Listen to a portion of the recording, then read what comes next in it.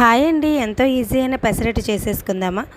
Mixie jar తీసేసుకుని 2 ఇంచుల అల్లం, 5 పచ్చిమిర్చి, 1 టేబుల్ స్పూన్ జీలకర్ర, కొంచెం పసుపు, రుచికి సరిపడా సాల్ట్ వేసుకుని నానబెట్టుకుని క్లీన్ చేసుకుని ఉంచుకున్న పెసల్ని వేసేసుకుని మిక్సీ పట్టేసుకోవాలండి.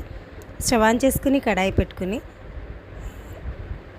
పాన్లో పెసరట్లాగా వేసేసుకోవాలండి. ఒకవైపు కొంచెం బ్రౌన్ కలర్ వచ్చిన తర్వాత కొంచెం ఆయిల్ వేసుకుని రెండో వైపు కూడా టర్న్ చేసుకుని కాల్చుకోవడమే. చాలా ఈజీ అండ్ టేస్టీ, చాలా టేస్టీగా ఉంటుందండి. పైన ఆనియన్స్ కానీ ఎగ్ కానీ వేసుకుని పెసరట్టు చేసుకోవచ్చండి, చాలా టేస్టీగా ఉంటుంది.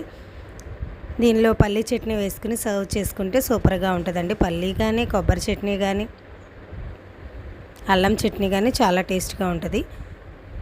నచ్చితే లైక్ చేయండి, షేర్ చేయండి, సబ్స్క్రైబ్ చేయండి. Thank you for watching. ఇలాంటి మోర్ వీడియోస్ కోసం మా ఛానల్ని సబ్స్క్రైబ్ చేయండి. లాంగ్ వీడియో కోసం కామెంట్ చేయండి.